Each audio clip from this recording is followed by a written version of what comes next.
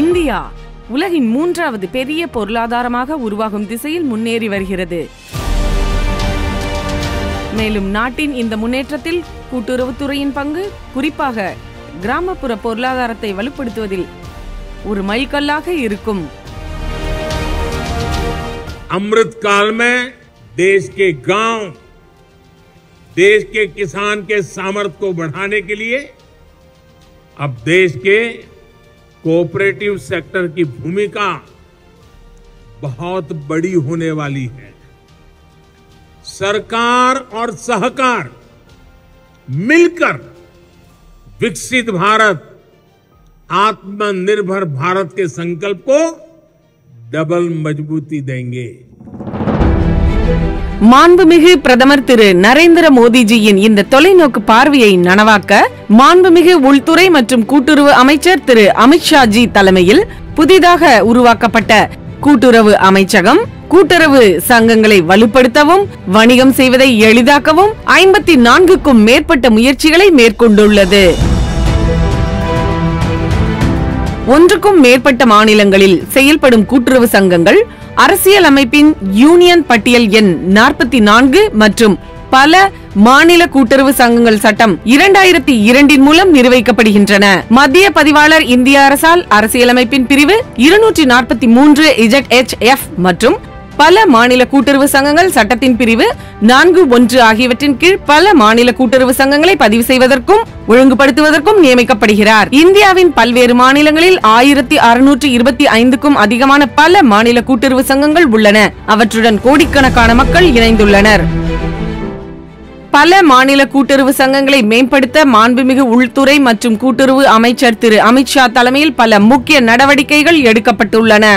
இந்த தொடரில் மத்திய பதிவாளர் அலுவலகத்தின் கணினிமயமாக்கல் ஒரு முக்கியமான நடவடிக்கையாகும். இதன் கீழ் பல மாநில கூட்டுறவு சங்கங்களை அலுவலகம் மூலம் பதிவு செய்வதற்கும் ஒழுங்குபடுத்துவதற்கும் ஒரு ஒருங்கிணைந்த போர்ட்டல் ஆகஸ்ட் 6ஆம் தேதி மாண்புமிகு உள்துறை மற்றும் கூட்டுறவு அமைச்சரால் தொடங்கப்பட்டது. मल्टी स्टेट कोऑपरेटिव समितियों की देखभाल करने वाला सेंट्रल रजिस्ट्रार की ऑफिस का पूरा सिस्टम सीआरसीएस का कार्यक्रम आज से पूर्णतया डिजिटल हो रहा है. अब कोई भी मल्टी स्टेट कोऑपरेटिव सोसाइटी को अपनी ब्रांच बढ़ानी है, दूसरे राज्य में जाना है, अपना ऑडिटेड बैलेंस शीट फाइल करना है, अपनी रिपोर्ट भेजनी है, किसी भी चीज के लिए कहीं पर जाने की जरूरत नहीं है. आपकी ऑफिस से ही आप भारत सरकार के रजिस्ट्रार के यहां पूरा कॉरेस्पोंडेंस कर सकते हो और वो वैध होगा. இந்த போர்ட்டல் மூலம் அனைத்து செயல்முறைகளும் காகிதமற்றதாக மாற்றப்பட்டுள்ளது. இதனால் செயல்திறன் மற்றும் வெளிப்படைத்தன்மை மேம்படுகிறது. பல மாநில கூட்டுறவு சங்கங்கள் தங்கள் ஆண்டு கணக்குகள் மற்றும் நிதி அறிக்கைகளை டிஜிட்டல் முறையில் சமர்ப்பிக்கலாம். இதனால் செயல்முறைகள் வேகமடையும்.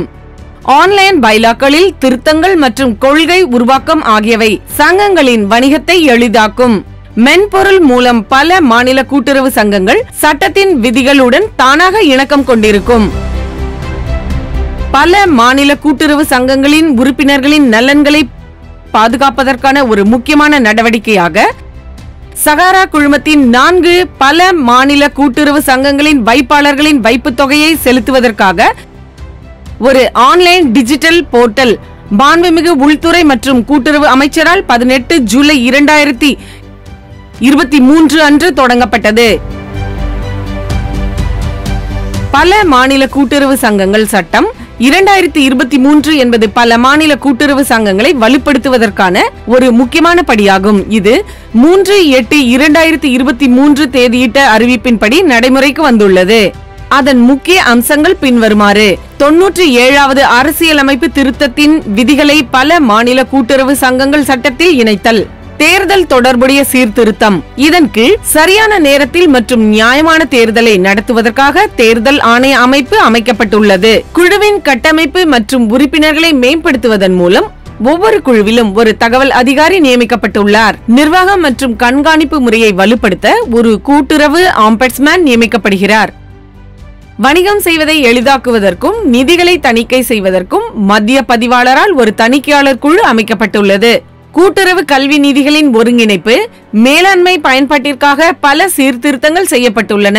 பல மாநில கூட்டுறவு சங்கங்கள் விதிகள் 2023 சட்டம் அமலுக்கு வந்த 24 மணி நேரத்திற்குள், அதாவது 4/8/2023 அன்று அறிவிக்கப்பட்டுள்ளது. देखिए एफिशिएंसी क्या होती है। 2 तारीख को कानून पारित हो गया, राष्ट्रपति महोदया की साइन हो गई, इसका नोटिफिकेशन निकल गया और 4 तारीख को उसका रूल्स का भी नोटिफिकेशन निकल गया.